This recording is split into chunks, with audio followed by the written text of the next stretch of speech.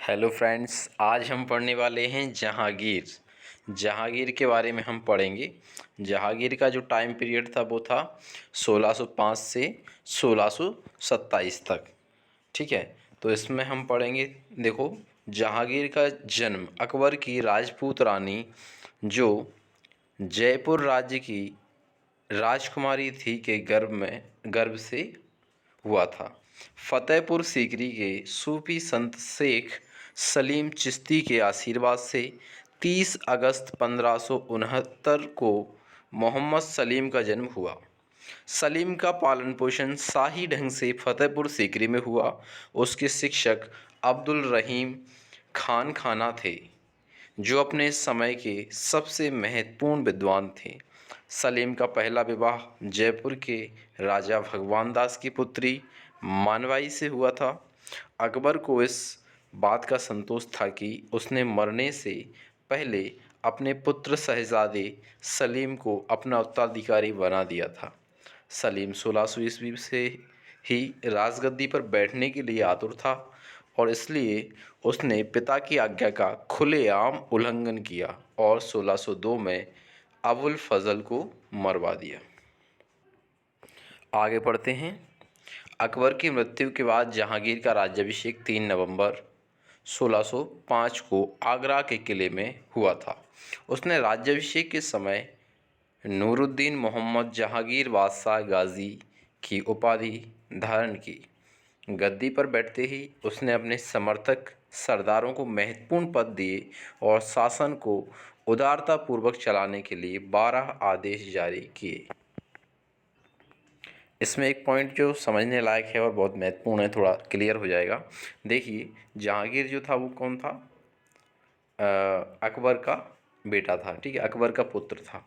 और राजपूत रानी, अकबर की जो राजपूत रानी थी, जो जयपुर राज्य की राजकुमारी थी, उसके गर्भ से फतेहपुर सीकरी में सूफी संत शेख सलीम चिश्ती के आशीर्वाद से 30 अगस्त 1569 को मोहम्मद सलीम का जन्म हुआ था। ठीक है, तो सलीम जो है वो किसका नाम था? जहांगीर का ही नाम था, है ना। 1600 ईस्वी में सलीम जो था वो मतलब वो चाहता था कि राजगद्दी पर बैठ जाए। ठीक है, वो उसके लिए आतुर था, है ना। उसने पिता की आज्ञा का खुलेआम उल्लंघन किया और 1602 में अबुल फजल को उसने मरवा दिया, है ना। अबुल फजल, ठीक है, उसको मरवा दिया, है ना। इस तरह से सलीम का पहला विवाह कहाँ हुआ था? जयपुर के राजा भगवान दास की पुत्री मानवाई से हुआ था, है ना। ये हिंदू राजा था भगवान दास, उसकी पुत्री से इसका विवाह हुआ था। तो इस तरह से मतलब जहांगीर जो था वो 1605 में राजगद्दी पर बैठा, अकबर की मृत्यु के बाद, है ना। अकबर की मृत्यु हुई, उसके बाद राज्याभिषेक हुआ उसका 3 नवंबर 1605 को आगरा के किले में हुआ था। आगरा का जो किला है उसमें उसने राज्याभिषेक के समय नूरुद्दीन मोहम्मद जागीर बादशाह गाजी की उपाधि धारण की, और गद्दी पर बैठते ही उसने अपने जो समर्थक सरदार थे उनको अलग अलग तरह के पद दे दिए, जिससे कि वो एक उदारतापूर्वक शासन कायम हो सके। और उसने 12 तरह के आदेश जारी किए। आइए हम उन 12 आदेशों पर नज़र डालते हैं। पहला, तमगा और मीर बहरी के अंतर्गत आने वाले तथा जागीरदारों द्वारा वसूल किए जाने वाले अवैध करों को समाप्त कर दिया, है ना। जो भी कर लगते थे, अवैध कर जो वसूले जाते थे, उसको उसने बंद करवा दिया। सेकंड, उसने यह आदेश दिया कि जो लोग सड़कों से दूर थे उन्हें सड़क के किनारे बसाया जाए तथा उनकी सुविधा के लिए सड़क के किनारे सरायों, कुओं तथा मस्जिदों का निर्माण कराया जाए। मतलब क्या है कि देखो, जो मतलब लोग रह रहे हैं, है ना, जो बसाहट है, बस्तियां हैं, उनको कहा कि जो सड़क से दूर हैं वो सड़क के नज़दीक आ जाएं, और सड़क के नज़दीक आकर उनको बसाया उन्होंने सड़क के किनारे। और साथ में ही उन सभी के लिए उसने क्या किया? मस्जिद बनवाए, कुएं बनवाए और सराएं बनवाई। इससे क्या हुआ कि कुछ बुनियादी कुछ सुविधाएं उनको मिल सकी, है ना। पानी की व्यवस्था करवा दी। ठीक है, इस तरह से। थर्ड है, जागीरदारों द्वारा किसी भी व्यापारी की संपत्ति को बिना उसकी स्वीकृति के बलपूर्वक कब्जा करना निषिद्ध कर दिया। मतलब देखो, ये भी एक अधिकार दे दिया व्यापारियों को उसने, है ना, कि भाई व्यापारी जो वर्ग है वो रुष्ट ना हो जाए, वो इसलिए व्यापारी वर्ग को अपने फेवर में लेने के लिए जहांगीर ने एक ये नियम भी बना दिया, जो उसके शासन में हेल्पफुल हुआ, है ना। कि उसने क्या किया, व्यापारियों की संपत्ति बिना उनकी मर्जी के कोई बलपूर्वक कब्जा नहीं कर सकता। ठीक है। चौथा पॉइंट है, संपत्ति के उत्तराधिकार के संबंध में यह निश्चित किया गया कि मृत्यु के बाद उसकी संपत्ति बिना किसी हस्तक्षेप के उसके उत्तराधिकारियों को सौंप दी जाए। जिस संपत्ति का उत्तराधिकारी ना हो उसे निम्नानुसार मस्जिदों, सरायों तथा कुओं के निर्माण में एवं पुल इत्यादि में मरम्मत में उपयोग किया जाए। ठीक है। ये भी एक आदेश उसने जारी किया कि भाई संपत्ति के उत्तराधिकार के संबंध में निश्चित किया कि मृत्यु के बाद उसकी संपत्ति बिना किसी हस्तक्षेप के उसके उत्तराधिकारियों को सौंप दी जाएगी। ठीक है।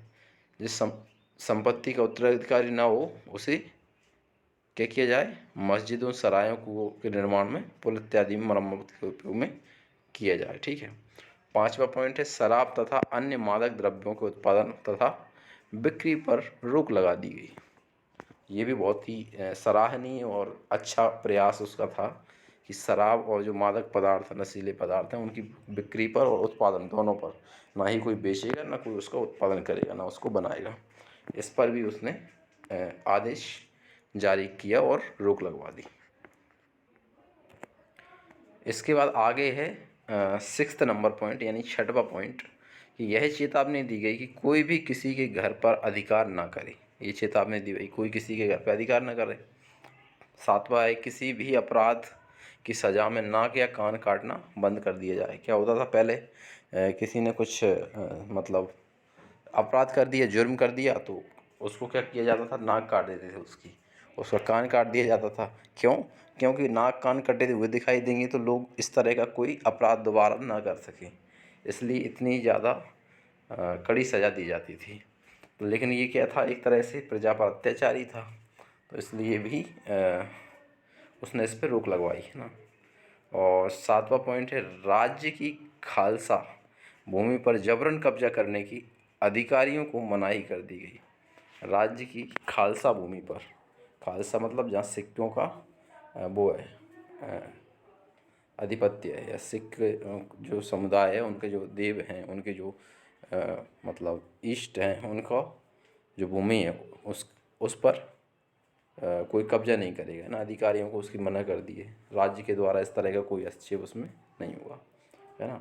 इसके बाद फिर नाइन्थ पॉइंट है, 90 नंबर का, बड़े नगरों में औषधालय खोले जाने तथा उनमें चिकित्सक नियुक्त किए जाने की आज्ञा दी गई।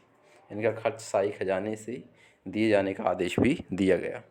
देखो ये भी बहुत ही अच्छा काम किया, क्योंकि जब भी हम देखते हैं किसी को कोई बीमारी हो जाती है, कोई बीमार हो जाता है या कुछ और उसको प्रॉब्लम हो जाती है, स्वास्थ्य खराब हो जाता है, तो उसके लिए चिकित्सक की ज़रूरत तो है ही, चिकित्सालय जाने की ज़रूरत तो है ही।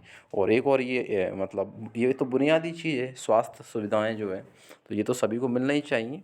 तो जो भी लोग राज्य में रहते थे उनको शाही खजाने से ही चिकित्सक और चिकित्सालय का अरेंजमेंट किया गया, उसका व्यवस्था की गई और बड़े बड़े शहरों में चिकित्सालय खोले गए। 10वां पॉइंट है, राज्य में सप्ताह के 2 दिन गुरुवार तथा रविवार को पशु हत्या बंद कर दी गई। देखो पशु हत्या करना तो वैसे भी ठीक नहीं है, पर यह है कि पशु हत्या जो मतलब करते थे, तो क्योंकि लोगों को खाने की ज़रूरत पड़ती थी तो पशु हत्या करते थे, पशुओं को मारते थे और काट के मतलब अपने यूज़ में ले रहे हैं, अपने उपयोग कर रहे हैं ना। तो ये क्या है कि कुछ लोग इसको गलत भी मानते थे, तो प्रजा भी इसको गलत मानती थी, क्योंकि उस टाइम पे अनाज की जो था इतना ज़्यादा था नहीं, तो इसलिए भी पशुओं को काटना मजबूरी भी था लोगों की। लेकिन 2 दिन रविवार और गुरुवार, 2 दिन उस पर रोक लगा दी गई, ताकि इससे कुछ कमी तो आएगी। 2 दिन लोग कुछ एक नियम मान के चलेंगे, तो 2 दिन पशुओं को नहीं काटेंगे तो कुछ पशु हत्या की में कुछ कमी, गिरावट तो आएगी। ये भी एक अच्छा प्रयास था। और 11वें नंबर का पॉइंट है, अकबर के समय के सभी अधिकारियों को पुनः उनके पदों पर नियुक्त कर दिया गया। अकबर के टाइम पर जो भी अधिकारी थे उन्हें, अकबर की मृत्यु हो गई, शाहजहाँ के हाथ में क्या आ गया, नहीं सॉरी, शाहजहाँ नहीं, जहांगीर।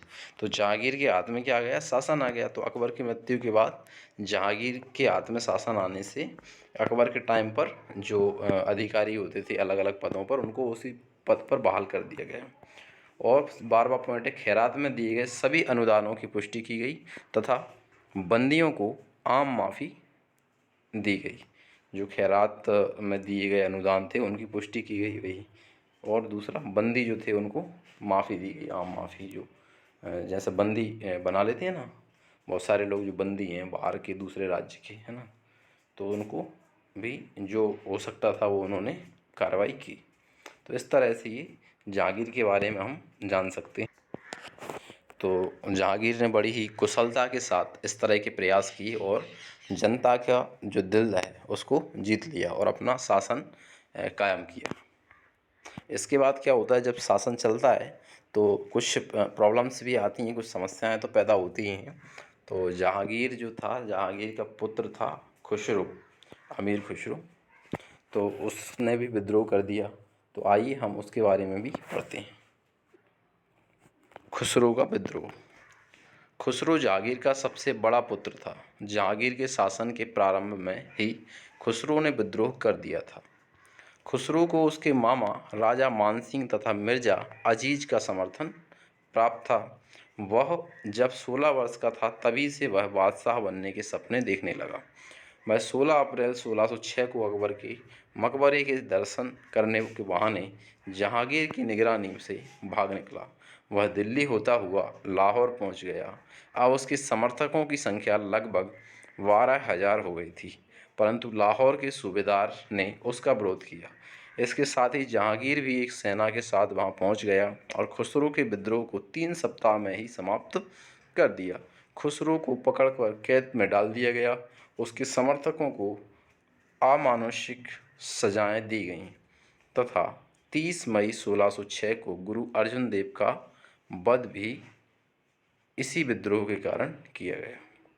तो खुसरो जो था वो पुत्र था जहांगीर का, है ना। तो खुसरो को जहांगीर के शासनकाल में उसने क्या कर दिया था, विद्रोह कर दिया था। ठीक है, मानसिंह और मिर्जा अजीज जो थे उनका समर्थन मिला और वो विद्रोह करने लगा। लेकिन क्या हुआ, जहांगीर ने बहुत ही होशियारी के साथ, कुशलता के साथ उसको दबा दिया। एक और विशेष पॉइंट जो इस पैराग्राफ में आया है कि 16 वर्ष की आयु में वो बादशाह बनने के सपने खुसरो देखने लगा था, जहांगीर का पुत्र। तो ये तो क्या होता है कि गद्दी जो है यानी कि कुर्सी है, कुर्सी का लालच, कुर्सी का मोह बहुत ही वो होता है सभी के लिए। ये एक तरह का लालच है ना। इसके लिए लोग ललायत रहते हैं, कब ये मिल जाए, उत्सुक रहते हैं, है ना। तो किसी का मन, किसी की नज़र इसके लिए डगमगा सकती है। कोई कितना ही बड़ा महान व्यक्ति हो, लेकिन कुर्सी पर निगाहें लगभग रहती थीं उस समय। तो राजा है, राजा बनने की इच्छा लोगों में प्रबल रहती थी। तो इस तरह से खुसरो के मन में भी आया और वो भी विद्रोह करने लगा। तो खुसरो को प्रोत्साहन देने वाले तमाम जो लोग थे, गुरु अर्जुन देव सहित और भी जो लोग हुए, उन सबको भी बादशाह ने उस समय सजाएं दी, है ना। जो भी उनको बढ़ावा देने वाले लोग थे उनको अमानुषिक सजाएं दी, ऐसी सजाएं जो इंसानों को नहीं दी जाती, ऐसी सजाएं दी गई। और गुरु अर्जुन देव का तो वध भी कर दिया, हत्या कर दी थी, है ना। इस तरह से उस समय तत्कालीन बादशाह ने किया, है ना। ठीक है फ्रेंड्स, मुझे उम्मीद है आपको समझ में आया होगा। यदि कोई डाउट है तो आप क्लियर करने के लिए कमेंट बॉक्स में कमेंट करें, और कोई क्वेश्चन है तो वो भी आप कमेंट बॉक्स में बता सकते हैं। बाकी फिर मिलेंगे नेक्स्ट वीडियो में नेक्स्ट टॉपिक के साथ।